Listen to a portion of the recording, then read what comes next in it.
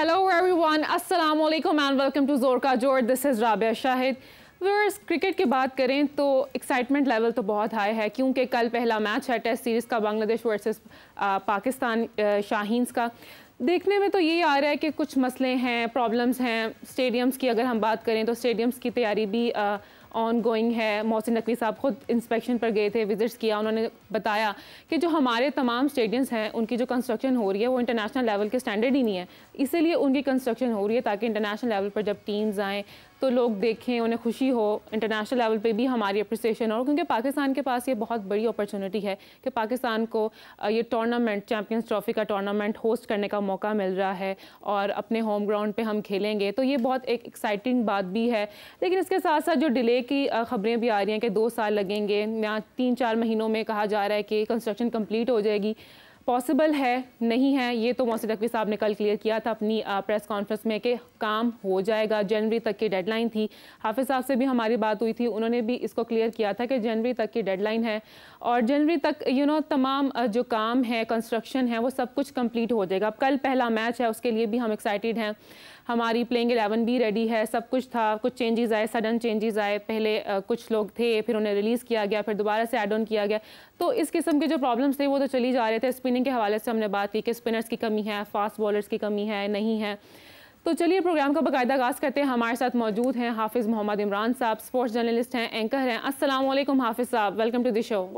वालेकुम सलाम राबिया, बहुत शुक्रिया आपका, बहुत शुक्रिया। हाफिज़ साहब, अभी ही रिसेंटली शान मसूद की प्रेस कॉन्फ्रेंस सामने आई है जिसमें उन्होंने बताया कि रावलपिंडी की पिच ओके है बैट्समैन के लिए भी और हमारे फास्ट बॉलर्स के लिए भी। मतलब सीन ओके है। जो हम इतने दिनों से परेशान थे कि बारिश होगी तो फास्ट बॉलर्स क्या करेंगे, स्पिनर की ज़रूरत है। और बांग्लादेश के कोच ने भी कहा है कि रावलपिंडी की जो पिच है उन्होंने प्रैक्टिसेस वगैरह तो की होंगी तो उन्हें बड़ी ईजी लग रही है, नॉर्मल लग रही हैं। कह रहे हैं कि आराम से जो है वो मैच खेला जा सकता है। तो क्या कहेंगे आप इस हवाले से, पिच के हवाले से, जो शान मसूद की अभी रिसेंटली प्रेस कॉन्फ्रेंस हुई है? देखिए, ओके है तो इसका मतलब है दोनों के लिए। हाँ, और पाकिस्तान चूंकि अपने फास्ट बॉलिंग स्ट्रेंथ के ऊपर टेस्ट मैच खेल रहा है और पाकिस्तान ने 4 फास्ट बॉलर्स का अपनी प्लेइंग 11 में ऐलान कर दिया है कि पहले ही 2 दिन पहले इस टेस्ट मैच के शुरू होने से। पाकिस्तान के नुक्ता निगाह से, जैसा कि आपने शान मसूद का जिक्र किया है, तो पाकिस्तान की कोशिश यही होगी कि 4 फास्ट बॉलर शामिल करने का मतलब ये है कि आप 20 विकेटें हासिल करने की हिकमत अमली के साथ मैदान में उतर रहे हैं और आपको टेस्ट मैच जीतने के लिए 20 विकेटें हासिल करना होंगी। अब यहाँ पर 4 फास्ट बॉलर खिलाने का मतलब ये है कि पिच ओके का मतलब ये है कि वो अच्छा पिच होगा जहाँ पर बल्लेबाजों के लिए भी रन होंगे और फास्ट बॉलर्स को भी वहाँ से मदद मिल सकती है जी। अब देखना ये है कि क्या इसमें मौसम आड़े आता है या नहीं आता है और पाकिस्तान टॉस कौन सी टीम जीत पाती है, वो भी बड़ा यहाँ पर अहम होगा। फिर 5 दिन पिच कैसा खेलता है, क्योंकि हर दिन पिच का रवैया तब्दील होने के इम्कान होते हैं टेस्ट मैच में। तो एक पाकिस्तान अपना सीजन आगाज कर रहा है, सीजन का पाकिस्तान के को लोग फतेहाब देखना चाहते हैं अपने मैदानों पर और देखना ही है कि अब कैसे टेस्ट मैच ऑपरेट होता है, टॉस कौन जीतता है। पाकिस्तान की तरफ से अब ये तो कोई नहीं है कि कल कौन खेलेगा कौन नहीं खेलेगा, क्योंकि प्लेइंग 11 का ऐलान पाकिस्तान ने कर दिया है जी। तो होम सीजन है पाकिस्तान का, पाकिस्तान को ये दोनों मैचेस जीतने चाहिए और अपने पॉइंट्स टेबल जो है WTC का उसके ऊपर पाकिस्तान को बेहतर तरीके से फिनिश करने की तरफ जाना चाहिए। होम सीरीज का यही फायदा, इससे पहले माजी करीब में जो होम सीरीज खेले हैं बल इंग्लैंड के खिलाफ, ऑस्ट्रेलिया के खिलाफ या न्यूजीलैंड के खिलाफ, हम वो नताइज हासिल नहीं कर पाए हैं जो इंग्लैंड अपने मैदानों पर, ऑस्ट्रेलिया अपने मैदानों पर और न्यूजीलैंड टेस्ट मैचेस में अपने मैदानों पर हासिल करता है। तो शान मसूद और उनके साथी खिलाड़ियों के लिए ये निस्बतन आसान हरीफ है बांग्लादेश।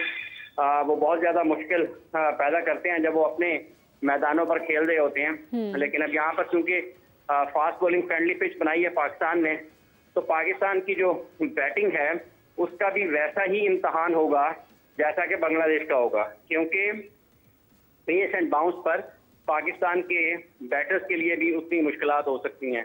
अब अगर मौसम क्योंकि इस तरह का है तो डिपेंड करेगा बहुत ज़्यादा पिच के ऊपर कि सीम मूवमेंट उसमें मिलती है बॉलर्स को या नहीं मिलती है। लेकिन स्किल्स का टेस्ट होगा पाकिस्तान की फास्ट बॉलिंग का भी और पाकिस्तान के बैटर्स का भी, और ये दबाव पाकिस्तान के ऊपर ही होगा इस टेस्ट मैच के आगाज में। उसकी वजह यह है कि पाकिस्तान एक निस्बतन मुख्तलिफ हिकमत अमली के साथ मैदान में उतर रहा है।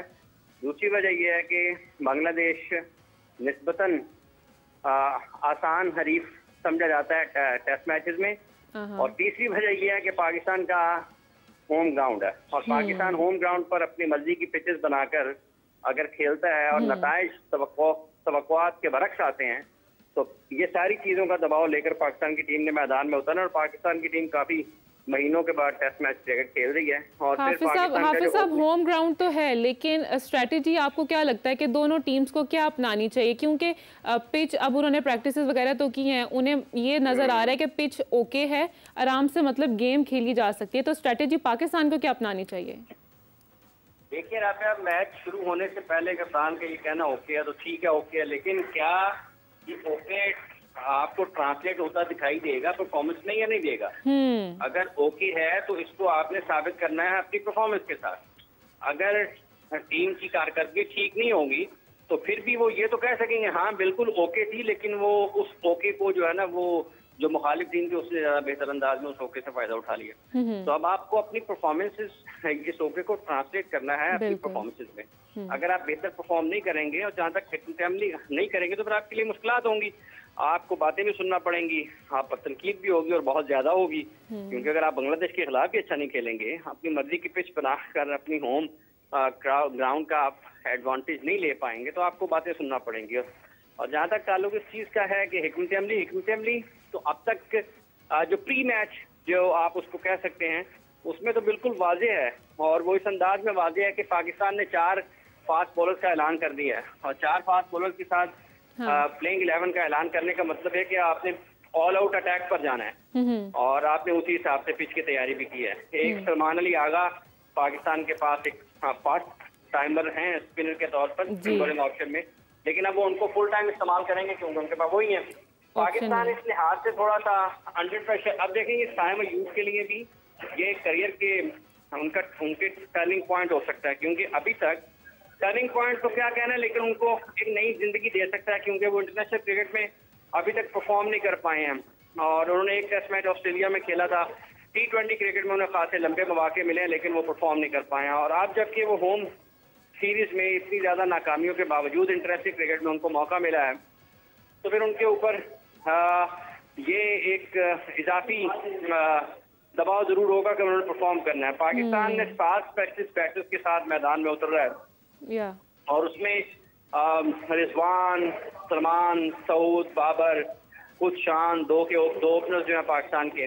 तो ओपनिंग अगर साइम अयूब रन करते हैं तो एक पाकिस्तान को अगर ओपनिंग न सिर्फ उनके लिए फायदामंद होगा बल्कि पाकिस्तान के लिए भी फायदामंद होगा कि कितना ज्यादा उनके ऊपर एतमाद किया गया है, तो वो उसको अब इस एतमाद को दुरुस्त साबित करेंगे। तो पाकिस्तान के लिए उनके ओपनर्स की तरफ से रन करना बहुत जरूरी है। बाबर आजम के ऊपर बहुत ज्यादा बातें हो रही हैं, क्योंकि उनकी भी कारकर्दगी उनके अपने मायार। और हाफिज साहब आपने बाबर आजम की बात की कि उनकी कारकर्दगी पर बातें हो रही हैं। बासित अली ने फिर से एक स्टेटमेंट दी थी कि बाबर आजम रैंकिंग के ऊपर है तो उसकी परफॉर्मेंस पर कोई बात ही नहीं कर रहा है, क्योंकि बाबर आजम को भी पता है कि वो ऊपर है और परफॉर्म नहीं भी करेगा तो वो ऊपर ही रहेगा। तो क्या यही वजह है कि बाबर आजम की कारकर्दगी जो है वो हमें लो देखने में मिल रही है, डाउन है? देखें, आप हर वक्त तो ऊपर नहीं रह पाएंगे ना। हाँ, लेकिन आईसीसी रैंकिंग में क्यों वो टॉप पे हैं जब उनकी परफॉर्मेंस भी ठीक नहीं है? देखें, अब अगर वो परफॉर्मेंसेस नहीं देंगे तो ऐसा नहीं हो सकता कि आप हर वक्त ही टॉप रैंकिंग में रहें। ये आईसीसी का निज़ाम कुछ जरा अजब सा है, इसके बारे में लोग बहुत ज्यादा इसको, अब तो जो बहुत बड़े ममालिक हैं क्रिकेट के, वो बहुत ज्यादा संजीदा इसको लेते नहीं है। लेकिन उसके बावजूद भी अगर सिर्फ रैंकिंग की हद तक की बात की जाए तो ऐसा नहीं होगा ना कि 6 महीने साल वो कुछ परफॉर्म ना करें और फिर वो ऊपर ही चले जाएं। जी। तो असल बात ये है कि आपके 30, 35, 40, 50 के बजाय जो उनकी परफॉर्मेंसेस का एक हम जो कहते हैं कि एक उन्होंने खुद से एक स्टैंडर्ड मेंटेन किया हुआ है, अगर वो उसके ऊपर नहीं जाते हैं तो फिर उनके लिए बहुत ज्यादा मुश्किल होगी कि अगेंस्ट बांग्लादेश भी होम सीरीज पर भी आप रन नहीं कर पाएंगे। वैसे तो उनकी परफॉर्मेंसेस इसलिए भी लोग उसको जरा उसका तनकीदी जायजा लेते हैं कि वो निस्बतन उतनी अच्छी टीमों के खिलाफ नहीं होती हैं या फिर अवे उनकी उतनी नहीं होती हैं, लेकिन अब पाकिस्तान के लिए ज़रूरी है कि वो रन्स करें। पाकिस्तान की टीम के सबसे अहम खिलाड़ी माने जाते हैं और पाकिस्तान का बड़ा इन्हिसार होगा उनके ऊपर कि वो जब होम सीरीज़ में पाकिस्तान के मैचेस हैं और उसमें अगर पाकिस्तान ने कामयाबी हासिल करनी है तो बाबर आजम को रन्स करना होंगे। मोहम्मद रिजवान, बाबर आजम, शाहीन अफरीदी, देखिए जो टीम के हालात रहे हैं वर्ल्ड कप में नाकामी के बाद, वो कोई इतनी आइडियल तो नहीं है, मिसाली तो नहीं है, क्योंकि पाकिस्तान की क्रिकेट मनफी अंदाज में ज़ेर बहस रही है।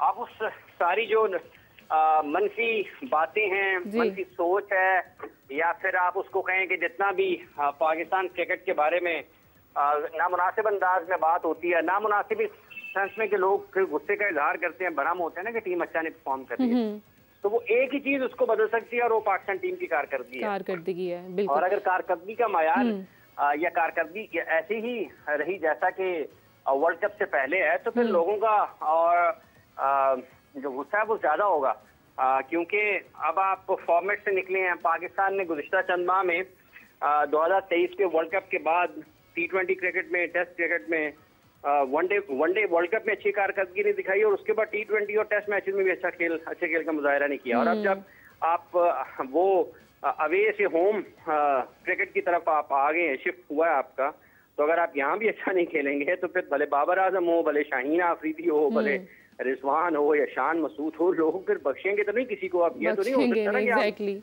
आप अगेंस्ट इंडिया इन इंडिया हार जाएं, आप अगेंस्ट इंडिया इन श्रीलंका हार जाएं, अब आप अगेंस्ट ऑस्ट्रेलिया इन ऑस्ट्रेलिया हार जाएं, आप अगेंस्ट ऑस्ट्रेलिया इन पाकिस्तान हार जाएं, और आप अगेंस्ट बांग्लादेश इन पाकिस्तान भी हार जाएं, तो फिर तो आपके ऊपर तनकीद जायज होगी। इसलिए बहुत सारी ऐसी चीजें हैं जिनका सिर्फ और सिर्फ जवाब दिया जा सकता है वो बेहतर कारकर्दगी से है। और जितनी भी तनकीद हो रही है, जो लोगों में गम गुस्सा है, अगर आप उसकी शिद्दत को कम कर सकते हैं तो वो एक ही चीज उसको उस सख्ती को नरमी में बदल सकती है, वो पाकिस्तान टीम की कारकर्दगी है। और पाकिस्तान के लिए अच्छा मौका है सीजन के आगाज में कि आपको निस्बतन, मतलब इंग्लैंड का सामना आप नहीं कर रहे हैं, आप ऑस्ट्रेलिया या न्यूजीलैंड का सामना नहीं कर रहे हैं, आप साउथ अफ्रीका का टेस्ट मैचेस में सामना नहीं कर रहे हैं, आपको निस्बतन एक आसान हरीफ मिला है। ये अब तक की बात है। वैसे क्रिकेट के हलकों में लोग बांग्लादेश को उतना आसान नहीं ले रहे, क्योंकि उनके पास बासलाहियत क्रिकेटर आए हैं। बिलखुसूस उनकी फास्ट बॉलिंग की जब बात की जाती है तो लोग उनको को इतना बुरा नहीं कहते हैं, क्योंकि 2023 के वर्ल्ड कप में भी देखा है 50 ओवर्स के क्रिकेट में, क्योंकि फास्ट बॉलर्स ने बड़ी इंप्रेसिव गेंदबाजी की है। और अगर यहाँ पर फेवरेबल पिच होता है और अगर वो एक आध स्पेल किसी का लग जाता है तो अगेंस्ट पाकिस्तान, बांग्लादेश के फास्ट बॉलर का, तो पाकिस्तान की मुश्किल होगी। ये कोई मतलब अभी तक तो हम कह रहे हैं आसान है, लेकिन अगर कुछ स्पेल लग गया किसी भी फास्ट बॉलर का बांग्लादेश की तरफ से, पाकिस्तान का लगना ना 4 फास्ट बॉलर हमने इसीलिए खिलाए हैं कि हमारा कुछ स्पेल लगे और हम उनको जल्दी आउट कर रहे हैं, तो ये टिल्ड हो सकता है। दूसरी तरफ भी उनका भी लग सकता है, वो भी पाकिस्तान को आउट कर सकते हैं। तो ये वो सारी चीजें हैं जिन्हें निगाह में रखने की जरूरत है। हमें उम्मीद ये ख्वाहिश जरूर करनी चाहिए कि पाकिस्तान बेहतर खेलेगा, लेकिन हमें चूंकि क्रिकेट पाकिस्तान की बहुत ज्यादा अच्छे हालात में नहीं है, इसलिए बांग्लादेश को गैर मामूली तौर पर या गैर जरूरी अंदाज में को बहुत आसान हरीफ समझना नहीं चाहिए पाकिस्तान को।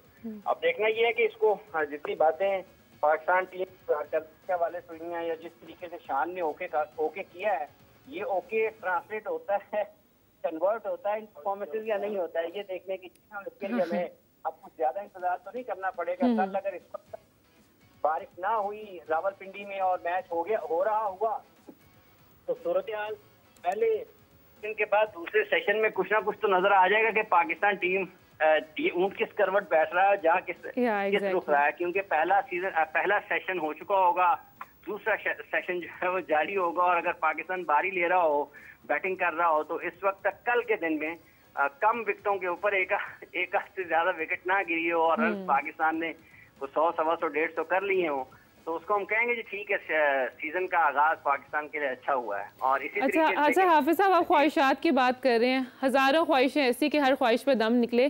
कारकर्दगी बेहतरी की उम्मीद तो हम करते हैं पाकिस्तानी टीम से। अब देखें कल पहला मैच है, क्या होता है।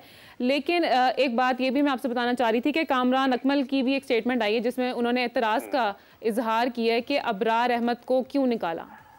उसको क्यों निकाला? तो क्या कहेंगे उस हवाले से?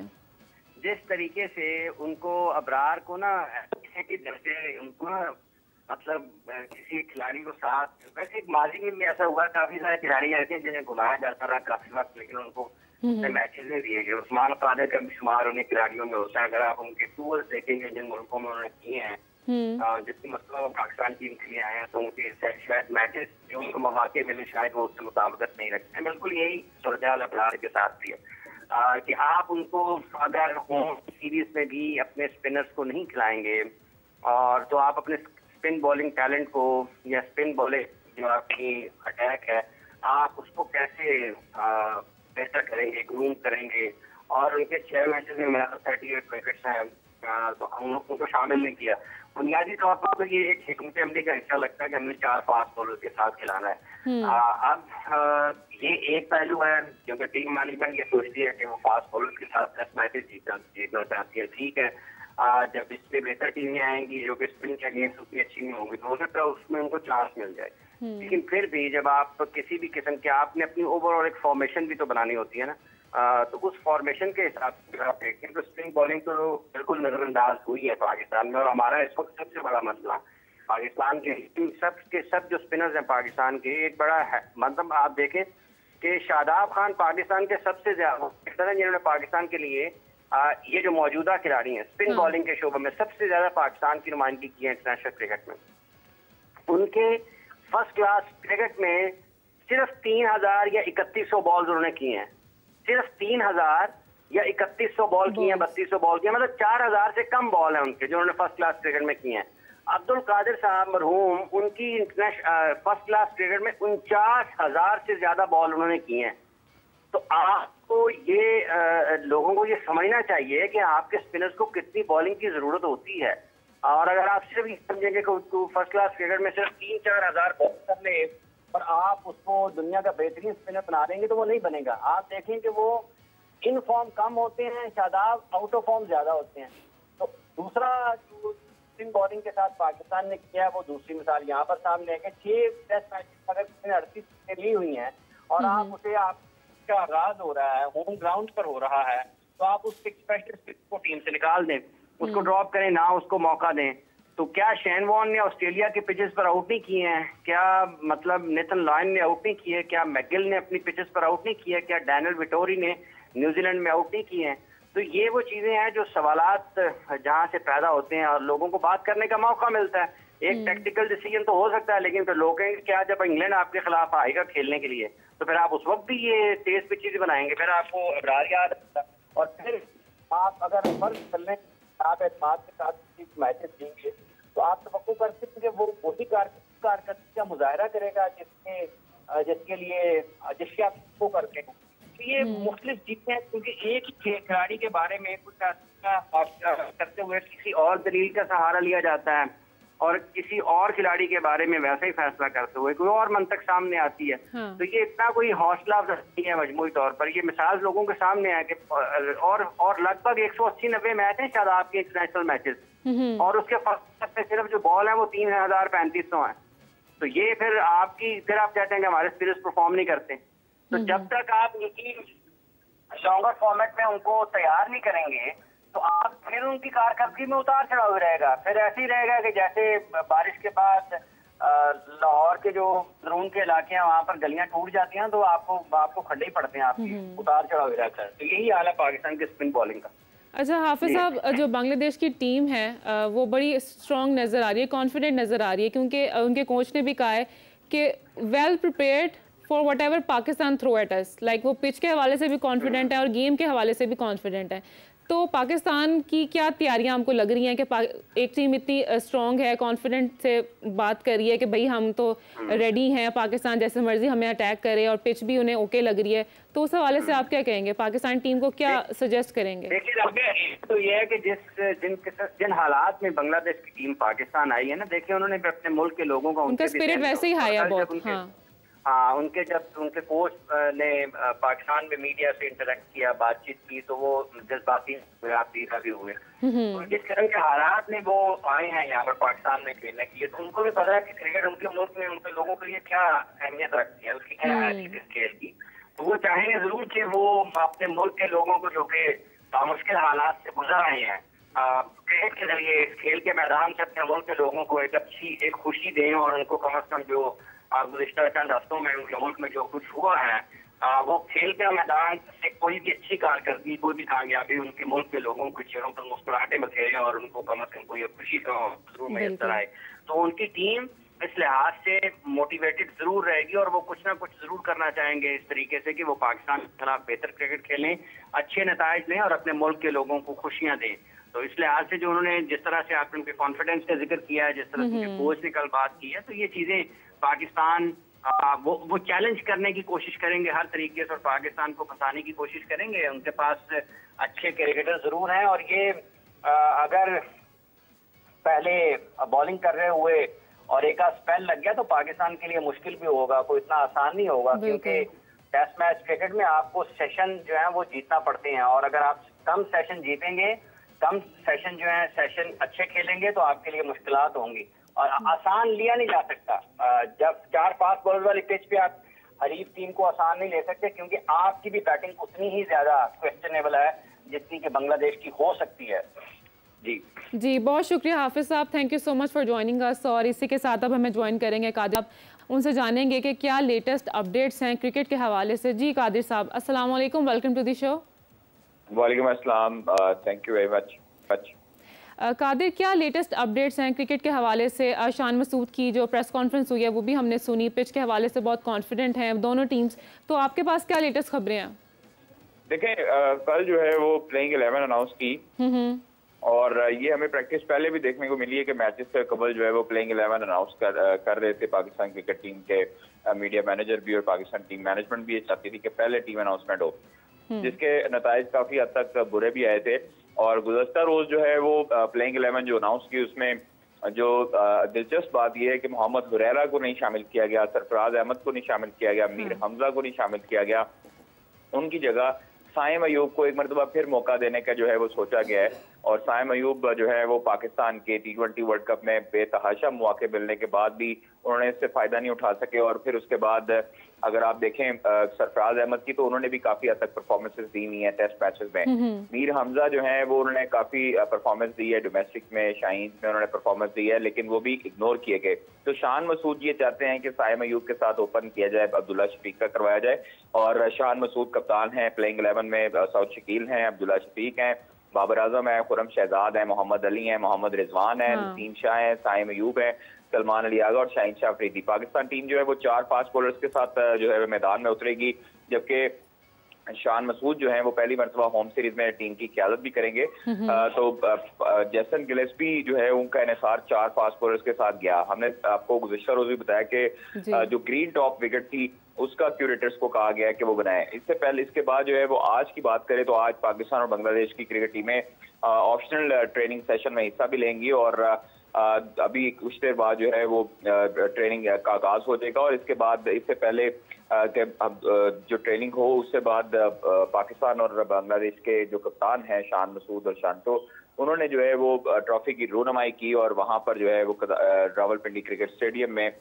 दोनों कप्तानों ने जो है वो रूनुमाई की। उसके बाद नजमुल हसन ने मीडिया टॉक की, और उन्होंने कहा कि न्यूजीलैंड और श्रीलंका के खिलाफ बांग्लादेश की अभी सीरीज रही है, और पाकिस्तान के खिलाफ अच्छी सीरीज होगी, जबकि बांग्लादेश के स्क्वाड में तवाज़न है, और रावलपिंडी टेस्ट के लिए टॉस बहुत अहम किरदार अदा करेगा, जबकि पाकिस्तान के खिलाफ सीरीज में कोई प्रेशर नहीं है, अच्छी क्रिकेट खेलने की कोशिश करेंगे।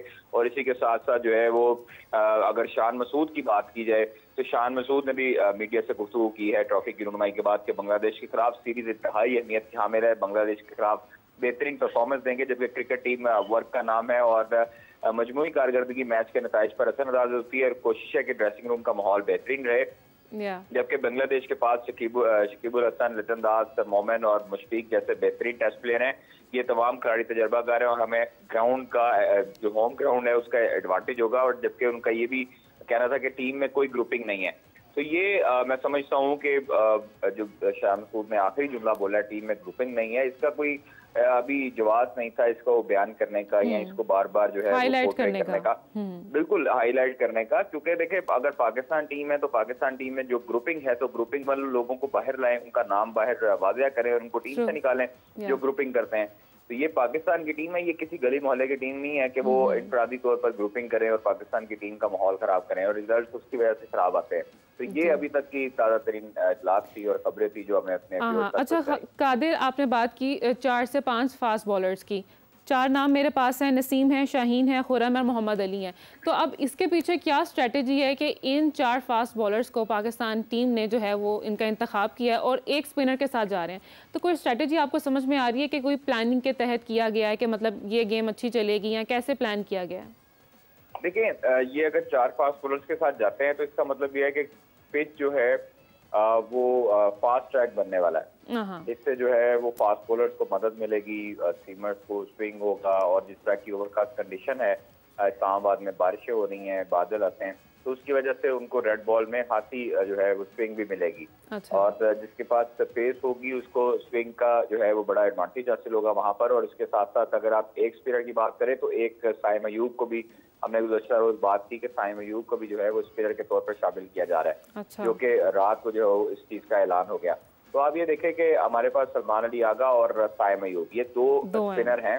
और उसके साथ साथ बाबर आजम को भी हमने नेट सेशन में जो है वो प्रैक्टिस करते हुए देखा है। लेकिन 4 फास्ट बॉलर का मतलब यह है कि ग्रीन टॉप विकेट बनेगा वहां पर जो है वो रावलपिंडी में। जिस तरह आपको पता है कि पहले बैटिंग ट्रैक बनते थे, 500 रन जो है वो पहले 2 रोज में हो जाते हैं, पहले दिन में हो जाते हैं। तो इसलिए इसको खत्म करने के लिए ग्रीन टॉप विकेट का मकसद ये होता है कि फास्ट बॉलर्स को मदद मिले और हमारे पाकिस्तानी फास्ट बॉलर जो है वो अच्छे हैं, उनको पता है कि लाइन लेंथ क्या है, तो वो वहां पर डोमिनेट कर सके। अच्छा कादिर, रावलपिंडी की जो पिच है वो तो सुनने में आ रहा है कि दोनों टीम्स ने प्रैक्टिस की है, उन्हें मुनासिब लग रही है। वो कह रहे हैं कि गेम के एतबार से फास्ट बॉलर्स के लिए भी ठीक है और बैटर्स के लिए भी ठीक है। लेकिन हमने पहले ये जिक्र कर रहे थे कि अगर बारिश होगी तो पिच सॉफ्ट होगी, गीली होगी, नम होगी, तो स्पिनर्स की ज़्यादा ज़रूरत होगी और फास्ट बॉलर जो हैं वहाँ पे काम नहीं आएंगे। तो अब जैसे आपने बात की कि पिच के अकॉर्डिंगली फास्ट बॉलर्स काम आएंगे, हेल्पफुल रहेगा, तो ये क्या मतलब सीन है सारा? देखिए जो रावलपिंडी की पिच है उसमें उसको पहले काफी हद तक डिसएडवांटेज जो पॉइंट थे उसको डिमेरिट पॉइंट भी आईसीसी की तरफ से मिल चुके हैं। चाहे वो टेस्ट सीरीज हो या कोई भी वनडे सीरीज हो, वहां पर उसको गैर मेयारी पिच होने की वजह से डिमेरिट पॉइंट्स मिल चुके हैं। तो इस वजह से मिल चुके हैं क्योंकि वहां पर जो है वो पहले रोज ही 500 रन हो रहे हैं और बॉलर्स को उसकी मदद हासिल नहीं हो रही। इसीलिए अब क्यूरेटर जो इंटरनेशनल क्यूरेटर आए हैं, जिसको पाकिस्तान ने हेड क्यूरेटर रखा है पीसीबी ने, उनको इसीलिए रखा है कि यहाँ पर वो विकेट्स को ग्रीन टॉप विकेट बनाएं, उसमें क्रैक्स डालें, उसमें उनको फास्ट बॉलर्स को मदद मिले। अगर मॉइस्चर आता है तो उसके लिहाज से उसको कैसे ट्रीट करना है और वो तमाम जो फास्ट बॉलर्स हैं उनको बताया गया है। तो ये पिच की कंडीशन और पिच का जो अभी मुआयना है वो तो कप्तानों की तरफ से होगा। लेकिन जो रावलपिंडी की पहले पिच थी और अब पिच है उसमें जमीन आसमान का फर्क है। पहले वाली पिच जो है वो जिसको मोटरवे की शक्ल के साथ बनाया गया था कि वो फ्लैट ट्रैक है और वहां पर रन्स होते हैं, बॉलर्स को मदद नहीं मिलती है। 5-5 दिन बॉलर जो है वो बेचारे मेहनत करते रहते हैं लेकिन उनको कोई एडवांटेज हासिल नहीं होता है। लेकिन इस पर भाई ऐसा नहीं होने वाला, क्योंकि आप जब ग्रीन टॉप विकेट बनाते हैं उसके बाद उसको फास्ट बॉलर्स को खास तौर पर मदद मिलती है। तो पहले सेशन में जो भी खेलेगा उसको मुश्किलात तो पेश आएंगी, ओवरकास्ट कंडीशन होगी और उसके साथ साथ जो फास्ट बॉलर्स हैं जब वो डोमिनेट करेंगे या उनका प्योर लाइन लेंथ पे जब बॉल गिरेगा तो उस वक्त बैट्समैन को भी कुछ मुश्किलात पेश आएंगी और अगर बैट्समैन को समझ लग जाती है, उसने रीड कर ली विकेट, तो फिर बॉलर्स के लिए मुश्किलात होगी। अच्छा कादिर, मैं देख रही थी कि काफ़ी लोगों को ना अबरार अहमद को, हमारे जो स्पिनर थे, उनको प्लेइंग 11 में ना ऐड करने पर काफ़ी एतराज़ात आ रहे हैं। कामरान अकमल ने भी एतराज़ का इजहार किया है कि क्यों नहीं ऐड किया, उसको क्यों साइड लाइन कराया गया। तो उसके हवाले से ज़रा आपका क्या तज्ज़िया होगा, क्या कहेंगे उसके हवाले से? देखिए अबरार अहमद को हमेशा से ही निगलेक्ट किया गया है, इग्नोर किया गया है। और आप वो चाहे T20 वर्ल्ड कप हो, चाहे उससे पहले वनडे वर्ल्ड कप हो, जब इंडिया में हम लोग गए थे वहां पर भी इन्होंने बेंच पे बिठाए रखा। उसके बाद जो है वो शादाब खान को मौके मिलते रहे। अभी भी जो है वो अगर आप देख सके तो टेस्ट मैच में उनको जो है वो ड्रॉप कर दिया गया, उनको बाहर कर दिया गया और उनको कहा गया कि वो जो है वो अबरार अहमद को अभी नहीं देखना चाहते, फास्ट बॉलर के साथ जाएंगे। तो ये चीजें हमें मद्देनजर रखनी चाहिए। शान मसूद को जो है वो ये चीजें नोट करनी चाहिए, और जैसन गिलेस्पी जो है वो बेहतर समझ सकते हैं, उनके कोचिंग का काफी तजुर्बा है, काफी लंबी क्रिकेट खेली है ऑस्ट्रेलिया की तरफ से। तो ये इब्रार अहमद के साथ फिल वक्त जो है वो ज्यादती हो रही है। लेकिन मैं समझता हूँ कि मोहम्मद हुरैरा जो जिस तरह का बैट्समैन है, वो मुझे लगता है कि जिस तरह समीर असलम पाकिस्तान से दिलबर्दाश्ता होकर गए हैं, शायद मोहम्मद हुरैरा भी अपनी जवानी में इस तरह दिलबर्दाश्ता ना हो जाए जिस तरह उनको साथ ट्रीट किया जा रहा है शान मसूद की तरफ से और जेसन गिलेस्पी की तरफ से। तो शान मसूद को चाहिए कि मोहम्मद हुरैरा जो है उनका पाकिस्तान का फ्यूचर है, कम से कम जिस तरह साइम अयूब को चांस दिए जा रहे हैं, मोहम्मद हुरैरा को भी चांस दिए जाए, जिससे वो अपनी बैटिंग मजीद निखार सके और उनको एक्सपोजर मिल सके। अच्छा कादिर, वो इसी के जो बांग्लादेश के बेहतरीन बॉलर हैं तस्कीन अहमद, वो नहीं खेल पा रहे हैं पाकिस्तान के साथ। जो पहला मैच होना है वो टेस्ट सीरीज़ में नहीं खेल रहे हैं, तो उसके हवाले से आपको क्या लगता है कि कोई गेम चेंजर होगा जब वो दूसरे मैच में वापस आएंगे?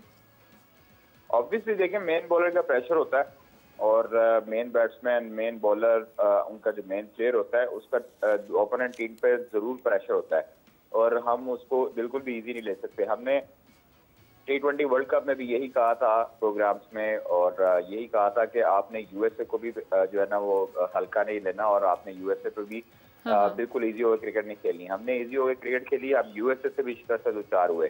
तो इसलिए हमें चाहिए कि हम अपनी जो है वो 100% दें। हमारे बैटर्स, हमारे बॉलर्स, हमारे फील्डर्स जो है वो मैदान में जब 100% देंगे तो ओपोनेंट टीम पर प्रेशर जाएगा। और अभी जो इंटेंट शो करने का कहा गया प्लेयर्स को, वो कहा गया कि एग्रेसिव इंटेंट शो की जाए। तो एग्रेसिव इंटेंट के साथ साथ आपने दिमागी तौर पर भी स्ट्रांग होना है, ताकि आप एग्रेसिव इंटेंट के चक्रों में जो है वो अपनी पूरी जो विकेट्स हैं वो गवा ना बैठें। तो इसलिए ये एडवांटेज पाकिस्तान टीम को थोड़ा सा हासिल है कि पाकिस्तान की होम क्राउड है, होम एडवांटेज होगा, होम ग्राउंड होगी, होम कंडीशन होंगी, तो पाकिस्तान को पता है कि कैसे टैकल करना।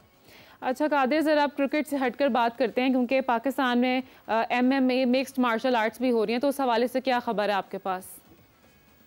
देखिए, Pakistan mixed martial art Asian championship का सिलसिला जारी है, और पहला रोज जो है वो इख्तिताम पजीर हुआ। पाकिस्तान के जो 4 फाइटर्स थे उन्होंने फतह समेटी, उसके बाद एक फाइटर ऐसा था जिसको नॉकआउट किया हरीफ ने।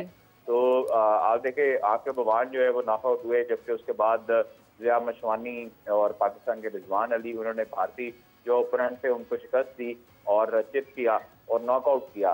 पाकिस्तानी जो फाइटर हैं रिजवान अली, जिनका जो है काफी हद तक जबरदस्त मुकाबला जारी था। पहले 2 राउंड में जो श्रीकांत शेखर थे उनके ओपोनेंट थे, वो हावी थे रिजवान अली पर, लेकिन रिजवान अली ने अच्छा कमबैक किया और तीसरे राउंड में उनको जब नॉकआउट किया तो पाकिस्तान जिंदाबाद के जो नारे थे वो गूंजने लग गए। और उसके बाद हमने देखा कि आज जो है वो क्वार्टर फाइनल्स का सिलसिला शुरू हो चुका है एशिया चैंपियनशिप का, और पाकिस्तान के जो 2 फाइटर्स हैं जिन्होंने मुख्तलिफ वेट कैटेगरीज में जो है वो फतह समेटी है, उसके बाद आज मजीद जो है वो पाकिस्तानी फाइटर भी जलवागर होंगे और एक इंडियन फाइटर जलवागर होंगे एशिया चैंपियनशिप के क्वार्टर फाइनल्स में। तो सेमीफाइनल में अभी तक पाकिस्तान के 2 जो फाइटर्स हैं उन्होंने जगह बना ली है, और ये सिलसिला 22 अगस्त तक जारी रहेगा और 22 अगस्त को फाइनल मुकाबले होंगे। Well, thank you so much Qadir for joining us and sharing updates with us. Thank you so much. और इसी के साथ आज का जो प्रोग्राम है उसका टाइम यहीं तक था, एंड जो भी हमने बातें की, डिस्कशन की क्रिकेट परफॉर्मेंसेस के हवाले से, ऑब्वियसली हमें उम्मीद तो है कि कल जो पहला मैच है उसमें जो परफॉर्मेंस है वो हमारी टीम की ज़बरदस्त रहे, क्योंकि यही मौका है, होम ग्राउंड पर मैच हो रहा है, अब नहीं तो कब, क्योंकि आगे चैंपियंस ट्रॉफी भी आ रही है, उसमें भी हमारा ही होम ग्राउंड है, हमें अपने आप को मनवाने का मौका मिलेगा, होस्ट भी हमने करना है। तो लेट्स सी कि क्या होता है कल के मैच में। इसी के साथ मुझे दीजिए इजाज़त, आपसे मुलाकात होगी इंशाल्लाह कल, तब तक के लिए बाय बाय।